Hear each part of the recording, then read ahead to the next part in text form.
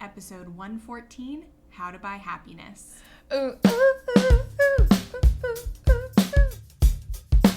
Welcome to the Frugal Friends podcast, where you'll learn to save money, embrace simplicity, and live a richer life. Here are your hosts, Jen and Jill.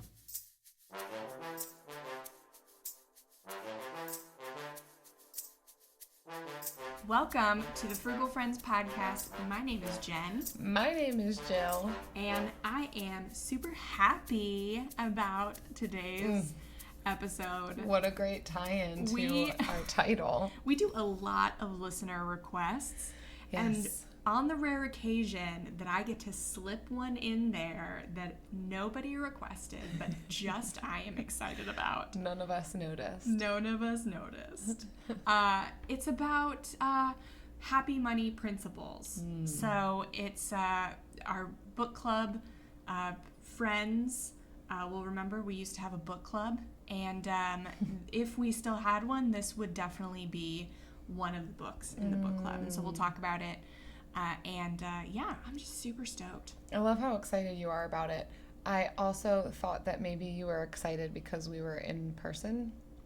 Oh, yeah. Yeah. Whew, yeah, Oh. yeah. Wow. So you'll see that if you're watching this on YouTube or listening to us on YouTube, that we are together again because Eric and I are buying a home in Florida. We put our money where our mouth is. And To buy happiness. To buy happiness. And that's Florida. Yes. Yeah, we'll talk about it. Yep, we'll we're talk gonna about get it. we're gonna get okay, there. We'll dive in. First, we're going to talk about our sponsors. So hopefully, maybe starting next week, we'll have actual sponsorship. But it's been a weird time, y'all. So today, our episode's brought to you by your ad here. You've heard this one before. So we are sharing a few of our affiliate partnerships, ways that you can help support the show without actually just giving us $5 or $10, but getting a deal for yourself that mutually benefits us. So the first is to buy a discounted gift card from raise.com. RAISE.com, but go to frugalfriendspodcast.com/raise. That's how you get your money. Do it through that. And when you use our referral link, you're going to get a free $5 to spend on a discounted gift card. Yeah. And so will we. So we have used a few of those so far, and it's been great. Discounted gift cards to all kinds of places that you would spend money normally, but you can get a little bit off the top by buying with a discounted gift card. And the next is to sign up for Rakuten and spend $25 at any online store that offers cash back through them. So sign up at frugalfriendspodcast.com/Rakuten and download the Chrome extension. That way you can really easily see whenever you visit an online store if there's cash back offered. And you will get $10 bonus cash after you make your first $25 worth of purchases. Can't say enough good things about Rakuten. I mean, we get checks in the mail quarterly. From them, yes, and we split them. Because, but also for just my purchases. Oh, yeah, that's true. You get, it's real money. It's a check that comes to you and can go into your bank. Real money. Yes. Also brought to you by chewing gum. It's what makes me happy, and it's what repels cavities. Chewing gum. It's a win-win. She does. When I read this, I laughed because she loves chewing gum. I do. It's a shame for me that during podcasting, I can't chew gum. Yeah. It's sadness to her. Repels cavities, but probably will give me lockjaw. Maybe. I don't know. But it is happiness for me, and I buy it. I buy it once a week. Yes. So, speaking of buying happiness, there is a book called Happy Money, and it is an amazing, amazing book. It's essentially 5 principles that it's the science of happier spending, and it's 5 principles that do, when you spend on them, increase your happiness. And it's by Elizabeth Dunn and Michael Norton. Got there quick. There it is. Yes. And so Michael Norton actually did a TEDx talk about happy money. So you can find that. And they even have a mobile app. You might be familiar with Joy or Payoff or Happy Money. It's a few iterations. So there are several ways you can come into contact with happy money, and we are going to go through a few articles talking about those principles, how you can apply them to your life, and why they're so super relevant for where we're living in right now. Yeah, I love how they highlight just this concept of spending money on things that will actually bring us joy in our lives. Yes. And that's the idea behind, people say like money can't buy you happiness, but money used wisely can buy us things that bring about life-giving opportunities and, maybe some activities that do bring about joy and can create some happiness and connection between us and others. And we'll talk about that. So yeah, ways that you can spend your money, not just making financially sound decisions, but how money can be a tool to be used for a variety of ways in our lives, and one of them to help us bring about life and joy. Yeah, we are not frugal for the sake of being frugal, for the sake of hoarding money. It is a tool. And so our first article is from Forbes, and it's called The 5 Principles of Happy Money. So the first one is to buy experiences. Research shows that material things turn out to provide less happiness than experiential purchases. But for some reason, we continue to buy things because when you buy something, you have it long term. Yeah. And so we think, I'm going to buy this shirt and I'm going to get to wear it over and over and over, and that is going to bring me happiness every time I wear it. But the law of diminishing returns will, remind us that it only will bring you happiness for so long. Whereas an experience, the anticipation of it, the actual experience, and the memories associated with it, you carry those with you for much longer than the happiness that an item can bring. Those that you've shared those memories with as well. It's amazing how I can recall maybe one time of spending 3 hours with somebody, and it feels as though I spent a lot longer than that with somebody, given whatever kind of circumstance or activity you're doing side by side. It's quite amazing how important experiences are and the memories that are created as a result of that versus just like what we can do with our things in isolation. Yeah, when I was paying off debt, I had a rule that I would never drink alone. So whether that was alcohol or coffee or whatever, I would never drink alone. And that was to save money because I loved the experience of getting coffee with a friend or going to a bar.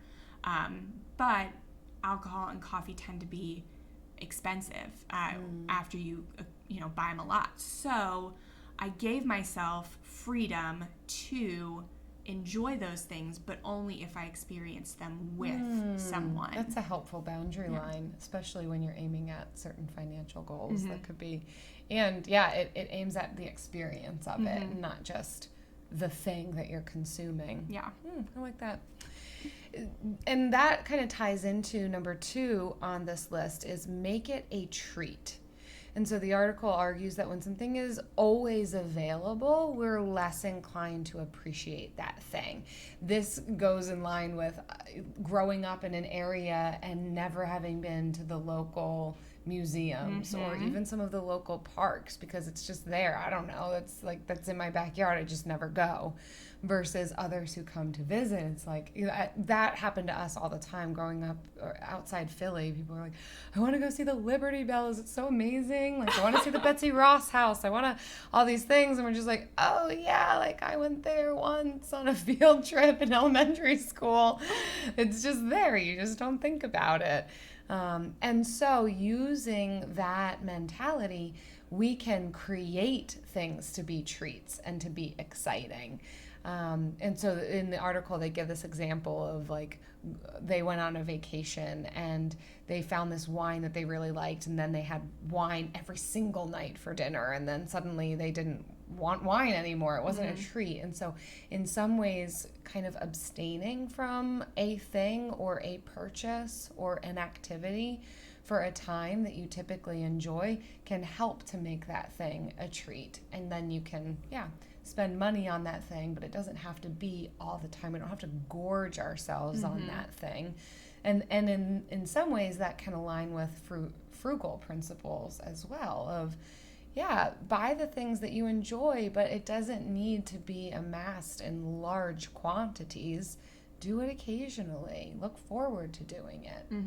Well, that's one of the reasons that I love doing no spend challenges. When I was paying off debt, I had these habits built up and I didn't even realize them, that I would just spend money without thinking. But abstaining from it for just a few weeks put things back into perspective for me. And so these things, once I could do them again, felt like treats. Oh my word, it's like what has happened with COVID-19 Yes. and all that we have not had access to. Yes. Like just getting together with somebody outside feels like an enormous treat. I know in our area, even like restaurants, outdoor restaurants just opened up. And so even being able to eat outside and you see the benefit that can have on your bank account, and then create, like, I know for myself, I plan, Eric's hearing this for the first time, to not go out to eat as often as I did prior to all of this happening. I'm still going to get takeout, don't get me wrong. But going out to eat is quite an expense that I need to treat as a treat. No pun intended. More than just like how I feed myself. Yeah, for sure. It's just taking a step back every once in a while, and just recalibrating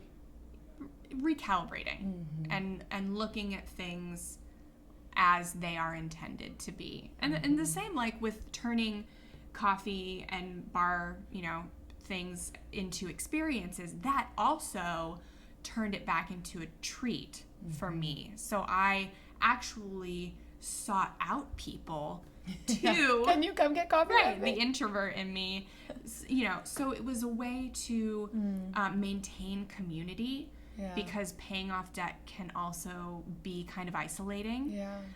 So it was a way for me to seek out community, a way for me to make these things into treats. So I didn't feel like I was depriving myself, so that, the pendulum swung from all the way abstaining to all the way indulging. It still kept it in balance and check, but saved me money, and I was able to feel really excited every time I went out. It feels a bit gamified to me too, in some ways, and setting up these boundary lines for yourself. Yeah, I'd be curious, and feel free to engage with us on our Frugal Friends Facebook community group. Did I say that right? Yeah. Okay. Frugal Friends community. On Facebook. Yeah. Okay. In some of the ways that you have set up boundary lines for yourself in a way that maybe gamifies or makes something into a treat, or that'd be fun. I know that we do these things at different times, like the no spend challenge, or like what the boundary lines that you've set up for yourself to drink coffee. I think that can help us in this journey and to create some fun around what might typically be mundane or routine. I think it's a great idea. The third is to buy time. Outsource your dreaded tasks in order to have more time to follow your passions. So if money is an issue, consider outsourcing things like cleaning the house so you can work more and earn more money to pay for the house being cleaned. And this, I think, is a huge mindset block for a lot of people. I'll say for me, initially, paying to outsource dreaded tasks, or I'll talk about this later, but to pay for things so that I was able to earn more money. That I felt a lot of guilt about having to do that. But reframing it to be about like, no, I'm buying time so that I can do more of the things I enjoy. I think it's a prioritizing issue too. And I notice this in my own life where I know what my priorities are, or I say that I know them, but then what I'm actually doing with my time is not that. I get so caught up in the menial tasks that keep me from doing what I actually want to do. And I think that this is along those same lines of saying, what do you actually want to put your time to? Then put your money towards the things that you don't want to be doing. And that's not to say like, okay, this is not for everybody to hire a house cleaner. Like I'm sure that there could be a million arguments against doing that. However, find out what that is. What are you spending your time on that is keeping you from doing the things that you want to be doing, or the things that can help make you more money. And it doesn't even have to be time-consuming things, but if you'd rather be doing a side hustle than be doing your laundry, holy smokes, do your side hustle and take your laundry to the dry cleaners. If your side hustle's more profitable, at least, then then it's worth it. I also, and so I think we talked about this in one of our early episodes in the archives, so I want to dig up this concept again because it's something that has really stuck with me and has shifted a lot of the way that I approach money and think about this specific topic. When Eric and I were in Uganda, we were building homes and setting up solar power and different things like that for an organization down there. And when engaging with the local people there, we realized that so many had people cleaning their homes that they paid, people watching their children that they paid. And they themselves were maybe not making, in my mind, like a lot of money.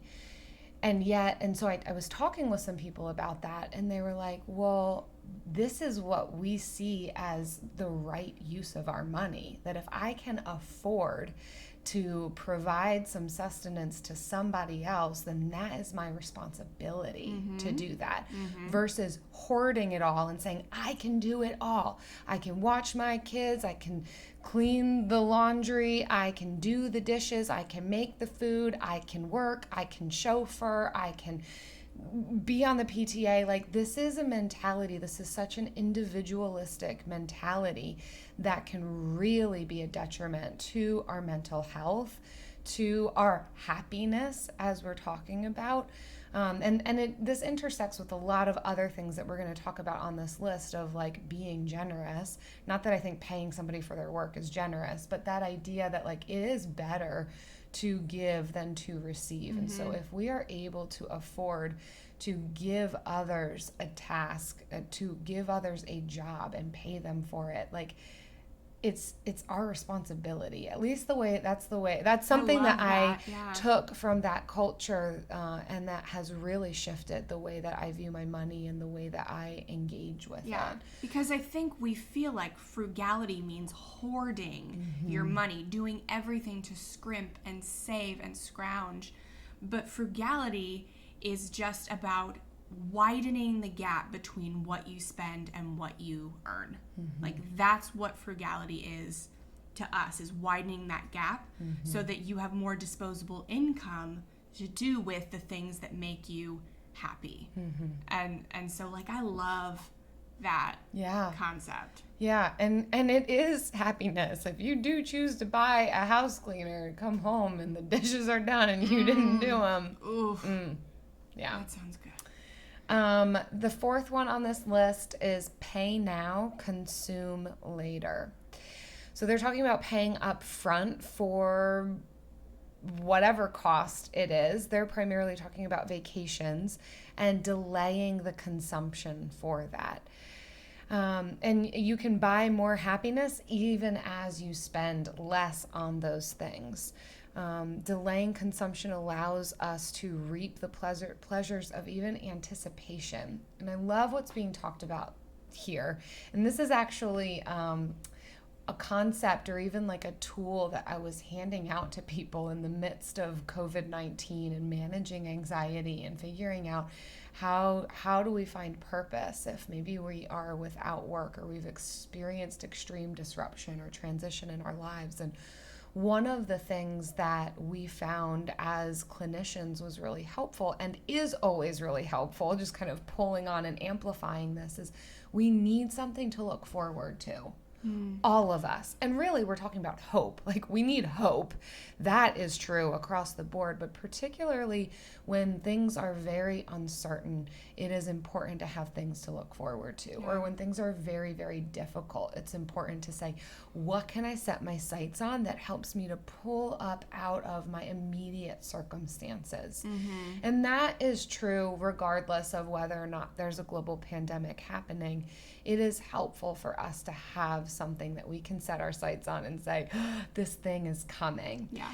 I wouldn't say, and neither does this article say, that the anticipation is better than the thing itself, but it is still really helpful. You do also have to go and do that thing so that you can continue to perpetuate the idea that this is going to be fun, and that's what provides you the opportunity to look forward to it.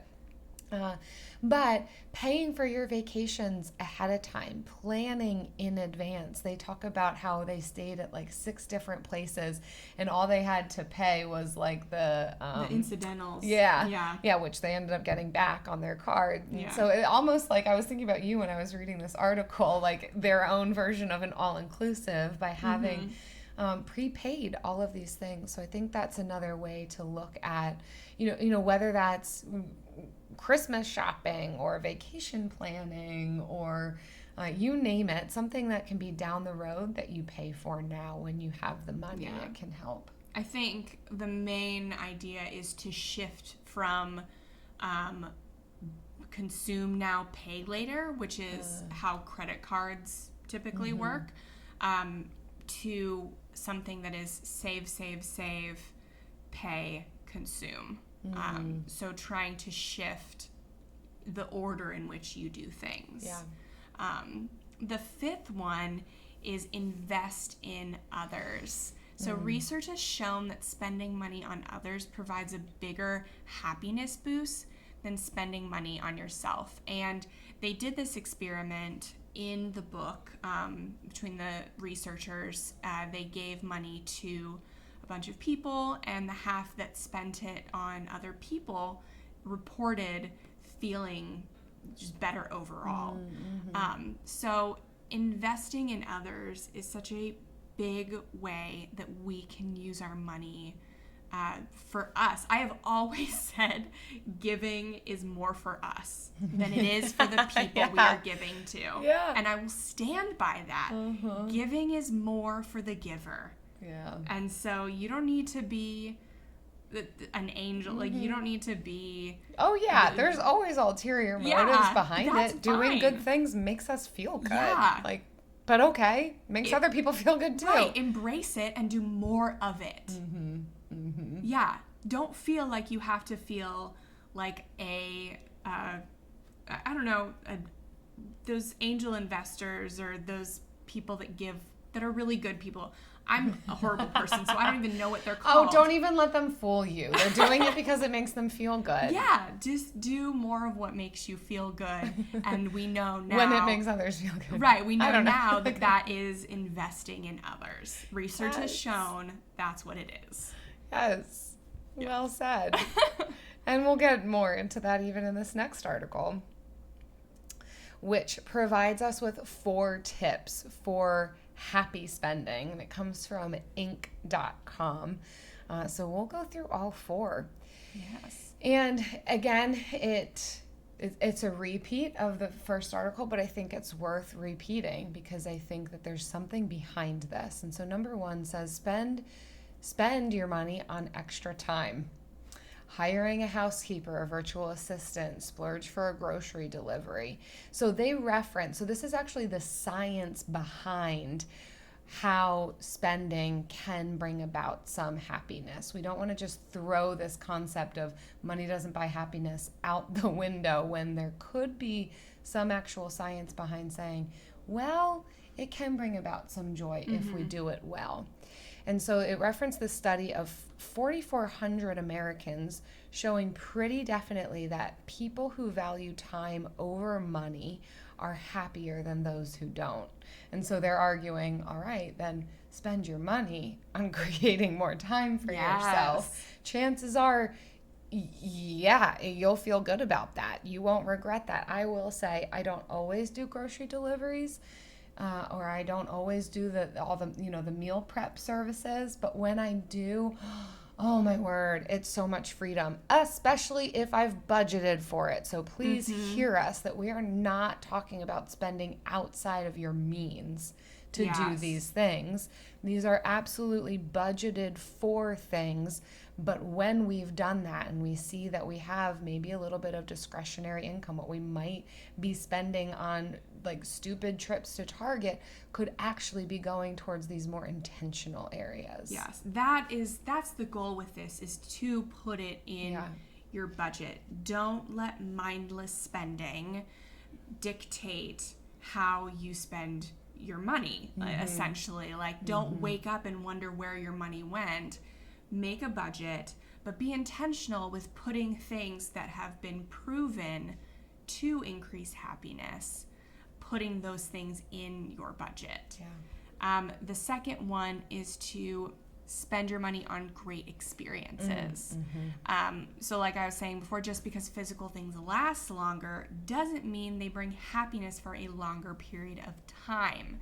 So when you're creating your budget, prioritize at least one experience each month. I think that's not too much to spend on, like one experience to look forward to every month and then really fun to do. And you can, oh my gosh, Groupon, Living Social, Yelp. There's so many ways to get experiences inexpensively, but budget in great experiences. Yeah. And when you do that, number 3, spend it with and on someone that you care about. So psychologists believe, and this is referenced in the article, that one reason experiences seem to make us happier than things is that we often share them with a friend or a partner or a family member. And so while doing free things with people you love is great, you should also budget for the cost of that.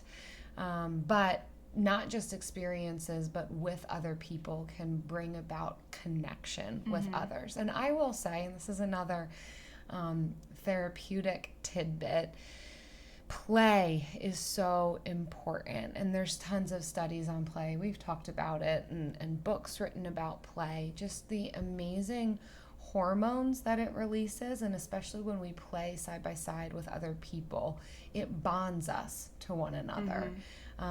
It helps us to have a more positive outlook on life. It increases our feelings of happiness and joy. And I could go on, but play is so important. And I think that is also one of the things that happens with experiences.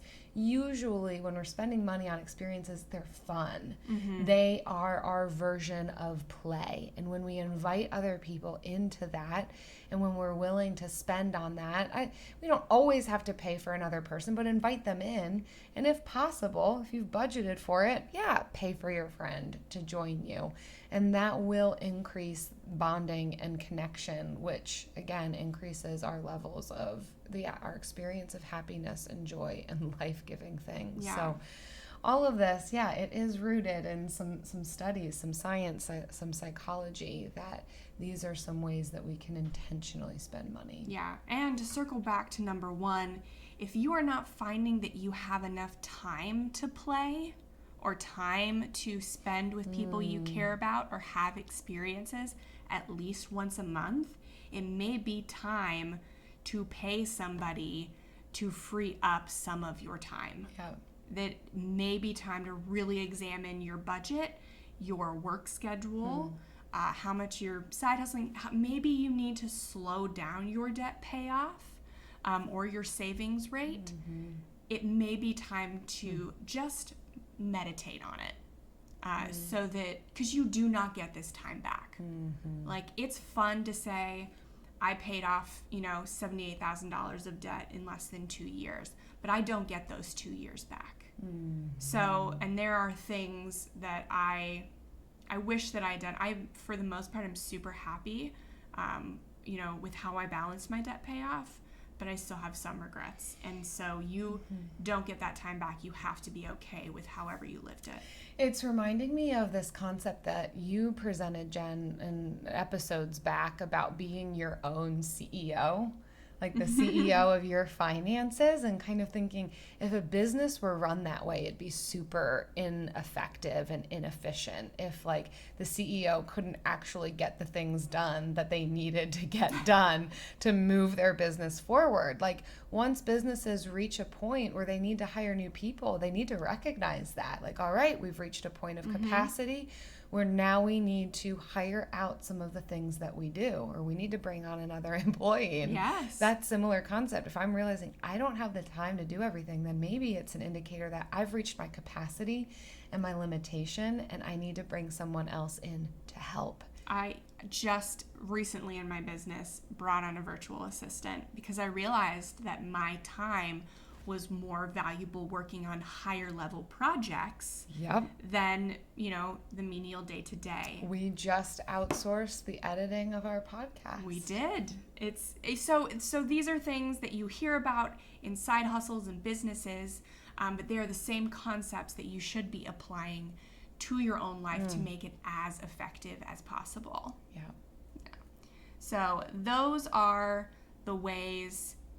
Those are our tips for happy spending. Those are the ways we believe that you can spend happiest. And I mean, if it's nothing that makes me more happy. There's literally nothing that makes me more happy every week than the bill of the week.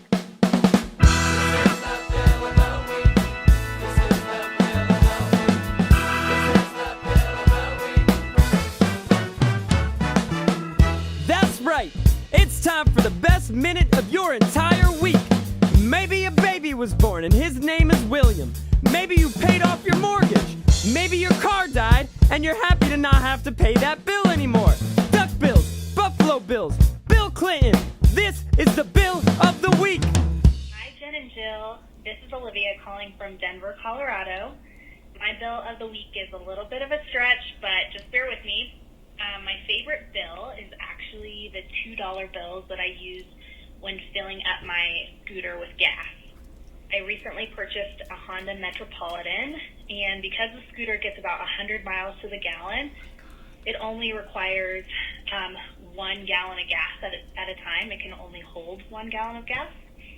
So therefore, because of the price of gas right now, it only costs me about $1 or $2 bills every time I need to fill up the tank. So there you have it. That's my favorite bill of the week. Have a great day, and thanks so much for what you two do. Oh, Olivia. I really loved that one. This should be illegal to call in, making us so jealous on so many levels. First of all, you live in Denver, Colorado. That's beautiful. Second of all, $2 bills. You got your hands on some $2 bills. Those are amazing, and I don't think we've ever had that bill. Third, you have a scooter, which is super fun and cool. Fourth, you only need to spend $2 to fill up your 1 tank of gas to get you all over town.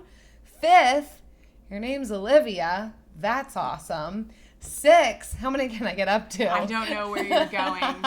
What was the name of that scooter? I'm looking it up. Metropolitan? Metropolitan. I need to see it for myself. This was amazing. It didn't even require any bearing with you. That was... Oh, I love it. I'm just looking picturing at it right you now. Yeah. Driving off into happy freedom. Oh my gosh. Freedom from Y'all, gas bills. If you have any adorable things that you want to call in about that have to do with a bill or maybe require a bill or something, please frugalfriendspodcast.com/bill. and we want to hear about them, and we will celebrate with you. It's what we are best at. Apparently, yeah. I'll do my best to list off Jill 6 reasons of why I'm celebrating excited. People. It's amazing. Now it's time for the lightning round. You have to. My child is sleeping. Sorry, I just remembered that. Yeah. Oh So we are going to share one change that we've each made to spend happier, and one change we need to make. So this is one thing we've done, and then one thing that we need to get better at. Okay, good. So first, my one that I did, and this was a big mind cluster cuss for me. So is daycare. I had visions of my life of being a stay-at-home mom, work from home mom. I wanted to do it all. And then very quickly after the birth of my son, realized, like, that's not me. That's not my life. That's not my happiness. It's what I thought He's a cute baby, but that's just not me. Yeah. So I fought it, but when he was 4 months old, I put him into a private in-home daycare, and a part of me was sad that I felt like it was a failure because I couldn't mom hard enough. But I realized I can make more money by paying to put him in daycare. So I have been able to really grow my own business only because I have him in daycare 4 days a week. And to highlight too what you're describing for yourself as what you know is helpful to experience the different expressions of yourself, what is helpful for your mental health, for your professional growth, for you being the best mom that you can be. Like, it's not, at least what I'm hearing you say is it's not just about the money aspect, but also the ways that impacts you holistically. Yeah. And I think, this is such an important thing what you're describing, because there's also the barriers of mom guilt, which is so real. So holy smokes. real. And the different life choices that all moms make. And it does not mean that you love Kai any less because you're not a stay-at-home mom. Like, holy smokes, Mom of the Year. Actually, I'm nominating you. This means a lot because you saw me almost drop him on his head yesterday. No, but the thing I wanted to focus on was the fact that you had an amazing feat of strength and fastness. What's the word I'm looking for? Thank you. In catching him, he did not fall. It was amazing. It was incredible to watch. Anyhow. Not to mention that it was my fault. Yeah. But also you have chosen what has worked best for you, which is part-time. Kai's not in daycare 24/7. No child is in daycare 24/7. But he's it's a part-time thing for you. And I think that I always am super encouraged to see people operating in their specific expressions of where their giftings lie and to be the best that they can be on all levels. And you found that for yourself. And I think it helps to give other people the freedom and permission to do that and to not shame one another for what is chosen. Yeah. Thank you. Yeah, you're welcome. So for me, something that I have shifted and has, my goodness, brought me so much happiness is giving gifts to other people. This is something that we do budget for, and I will say it's something I've always desired to do, but finances for a long time were not there. I was so desirous of even just small things, knowing it's someone's birthday. It's probably my love language, I suppose, wanting to give people things because I know it makes me feel good. I'm not Mother Teresa here. That's who I was trying to think of. Oh, thank you. But honestly, this is an unpopular opinion probably, but Mother Teresa felt good for doing the things that she did. You know she did. So, yeah. Thank you. Anyhow, and just refusing to feel guilty about it. And because this does satisfy something for me. Like, I am able to go shopping, pick up like all the cute things that I see at the store, but then give them to somebody else. So like I get to shop, I get to buy cute things, and then I give it to somebody else, and it's just like win-win-win across the board. I refuse to feel that like shopping guilt for that because of the value that it places on other people. And the fact that I have the money to do that, I have allotted for it. Yeah. So, oh my gosh, here's something. You should go to frugalfriendspodcast.com/raise and get a gift card for somebody. Just a at $5 a discount. gift card. Yeah. That's a great idea. I mean, you get $5 free by using our referral code. And then give that to somebody. Oh my word, give it forward. Yeah. Everybody in the Frugal Friends community group could do it. Oh Just my like gosh. We'll back and post forth the and back link. and forth. Yeah, we'll post the link in there. That's it. Okay. That's great. Done is done. All right. Which leads to your next Which thing. leads to my next thing. One change that I want to make is to increase my giving. I want to give more to more organizations doing work that I think is necessary, but more so I want to give to more people in my community. Like we need to feel connected right now, and I may not have a big income compared to some people, but it's big compared to others, and so I want to use what I've been blessed with to encourage others. And I just made a YouTube video recently about like ways that you can give without having a lot of money and like to vote with your dollar. And one of the things that I remember really significantly when I was a broke college student is that I went to go get gas several times at this gas station, and there would be just $20 on the pump, just prepaid. And so like as a broke college student, that made such a big impact, having $20 in my tank. And so like it's stuff like that, like I want to do that for people. And I've done it before, but like I want to be more intentional. Yeah, that's awesome. And not stressing so much of like whether I give money to the person on the side of the road, like what are they going to do with it? Are they going to use it efficiently and effectively? Like who the heck cares? Yeah, like, I've stopped caring about that. That cannot be. Like I'm gonna give you money, and it's not up to me with what you're gonna do with that. Like I don't have to, but like if I want to, I'm going to, and I'm not gonna second guess myself. Yeah, absolutely. Also, so for me, you have a more altruistic goal in mind. But you're already doing the altruistic So are thing. you. Whatever.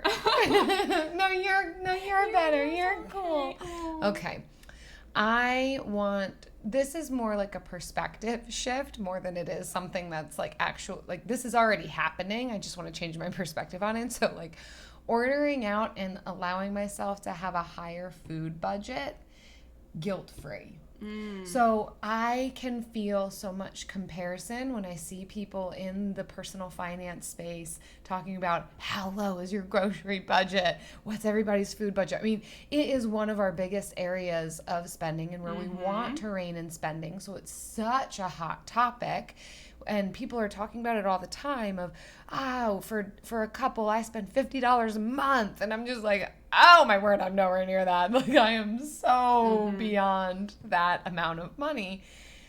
But yet I recognize where my life season is and how, first of all, just like stressed and annoyed and frustrated I get at why we have to eat 3 meals a day. I mean, I've cut it down to 2 and some days down to 1, but like that's why you're so thin.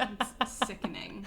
It's just, I'm so tired of thinking about food, and then every time I do think about food, then I take it even further where I think, I have to do this for the rest of my life. Like I'm already done with it in my 30s, and I potentially have 40 more years of needing to think about food every single day. That's where it's at for me. That's how bad it is. Girl, I cannot relate. I like food, don't get me wrong, but to think about, I've got to go grocery shopping, I've got a meal plan, I've got to prep it, I've got to cook it, I got to clean up after it, I got to then think about what are we doing the next day. It's just like, oh my goodness, I can't, on top of everything else that I'm doing. So anyhow, what I'm saying is wanting to give myself the permission that, hey, my food budget is a lot higher, but I have budgeted for it. And my food budget, to be fair, includes everything. It includes all my beverages, my eating out, my dining in, my groceries. It's everything. But yes, it is higher than $50 a month. Yeah. It is higher than $500 a month. Grace for yourself. Yeah, and I think I just need I need to just experience the permission of, this is what I've budgeted for. I have the money to do it. This is where my values are. This is what helps free up time for me to do the things that I want to do. This is how I'm going to feed myself, at least for this season. I mean, it's much better than meal planning out 7 dinners for the week, but always failing, twice a week, and then you feel the guilt. Yes. And instead, just budget it in and let go of the guilt. Give yourself grace. That's the cycle I get into, is I'll go and I'll get a ton of stuff from the grocery store, and then halfway through the week, I don't have the capacity for it, so then I'm also ordering out, and then it's just like, well, this is ridiculous, because now I have gone grocery shopping and I'm eating out, and that's where it's not okay, and it goes beyond. So, and if this is somewhere that you're trying to rein in, so if you're more like me and you're just like, I love to think about my next meal after my last meal, then try and get creative, like with your budget. So give yourself grace, go slowly, but then maybe next month you keep the same food budget, but you think about how you can work more creatively with it. So try to eat out, increase your eating out without increasing your spending. So gamify it. There's nothing wrong with gamifying how you do frugality. And I'm still frugal. My goodness. Course. When I say that, what I'm doing is I'm picking up Chick-fil-A chicken fingers and I'm putting it on lettuce that I did buy from the grocery store. But that, to be guilt-free about it, versus in my mind where I'll go is, I should have made that chicken myself. I should have gone to the meat market where I can get discounted chicken, and I should have done all, and it's just like, I not right now, maybe eventually, but and it does, it shifts with seasons. Because Chick-fil-A chicken is good, it's delicious. Yeah. So, I learned that one of their secrets is marinating their chicken in pickle juice. Dill pickle juice. Yeah. It's true. So if you need one more thing on your plate, marinate your chicken in dill pickle juice if that's what brings you joy. Yeah, thanks so much for listening, guys. We hope that this episode inspired you to have a little more grace with yourself and to use your money, to spend more money, spend it more wisely. So we talk a lot about spending less and saving money, but there's a time for everything, and we just have to have wisdom to be as balanced as possible, and that is the ultimate goal. And then also thank you for reviewing the show, leaving helpful reviews. I especially liked this one from TFT. This is good. One of the best reviews that I have ever. If you can top this review, 100% I will read your review. It's passes the Bechdel drinking game test, which I do not know if that is a real thing. I've never heard of it. They may have made it up. I think they did. I'm fine with that. You can make up your own things for these. Absolutely. So the review is, not only are these wonderful ladies so fun and down to earth as they explore all matters of finance for everyday people, but they also pass what I call the Bechdel drinking game test. And FI is financial independence. So if you're wondering, this particular test requires you to listen to a financial podcast, and every time a host or guest says the word savvy, you have to take a drink. If you can listen for longer than 5 minutes without succumbing to alcohol poisoning, then that podcast passes the Bechdel drinking game test. Who's sitting Really, around though, doing this? I love it. am obsessed with whoever you are. Really, though, it's refreshing to hear straight talk from folks that speak to the listener like you are a friend. And I'm super glad that you think that you're our friend, because you are, and we are speaking to a group of Straight intelligent talk, people. down to earth talk. I don't know how else to talk to you. But also, yeah, savvy is never a word Ever. that I use No. often. I will say sometimes when I post on Instagram, I will hashtag savvy. But that's also because I don't know how to use Instagram. I'm sorry, I'm not a true millennial. Oh my god, it's so real. Yeah. It's so real how bad you are at Instagram. I guess I don't. So here's another admission. I don't listen to a lot of podcasts. But I have one, and so I didn't realize how popular the word savvy is among female-led Stop podcasts. saying it. You're gonna get someone out there drunk, Oh, I mean, and that's on you. 2 shots is you're gonna be fine. We also want to thank our friends who share these episodes on social media. So when you share the latest episode and tag us on Facebook or Instagram, we will add you to our monthly drawing. And so for every 5 tags or reviews that we get each month, we give away a $10 Amazon gift card. So those odds are really good, like 1 in 5. Yeah. So that means if we get 10, we're giving away 2 gift cards. And you guys, like, not a lot of people do this. It's amazing that we've been Yeah. talking about this for so long. Yeah. We have a good amount of reviews, but each month, like, not a lot of people send them. Yeah.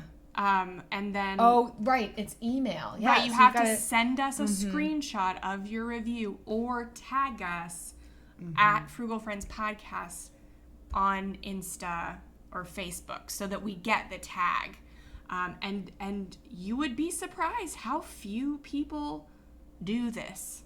But you could get $10 for doing this. Yeah. Every single month. So, Yeah, give it a try. give it a try. And so with your $10 Amazon gift card, maybe you buy Happy Money, the book. Maybe you don't. You buy what you want. Maybe you buy your Raise gift cards, and then you just you keep building it on top of itself, I don't know. Yeah. right? Because then you get your $5 Raise. Yeah, but you gift have card. to use your own money on Raise. You can't use an Amazon gift card. You'll figure it out. Thanks for listening. Don't forget to tag us on social and email us your screenshots. Bye.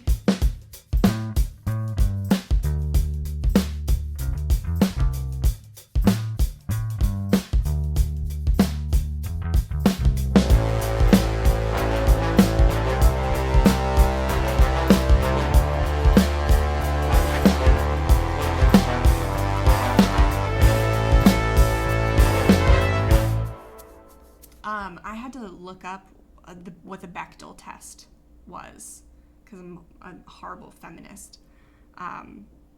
Do you know? No. You don't know what the Bechdel Oh Test? my gosh. How Okay. bad am I? You're. It's same I'm as right up there with you. So the same as you, same as yeah, me. same as me. So the Bechdel Test is in a movie. If a movie has a scene where 2 women are in a room having a conversation, and that conversation is not about a man, that passes the Bechdel Test. Oh, okay. I have heard this. Yeah. Yes. And you can literally have 20 seconds, a 20-second scene with 5 seconds of dialogue, and your movie can pass the Bechdel Test. Any scene, even if Any other scenes have 2 women in them not talking about No, the movie in its entirety only has to have one scene one scene. with 2 women in a room without any men, and they're not talking about a man. Yeah. So it's very easy. Wow. Yeah. It seems easy, but I'm sure I'd be shocked at how few movies pass the test. You might. Yeah. There's still movies that still don't pass, that come out and still don't pass the Bechdel Test. So, and then there are movies like all the new Star Wars movies. Those all pass the Bechdel Test. But you don't think of them. I mean, I guess now you do. With that strong because female they're lead. talking about monsters instead. Yeah, I guess.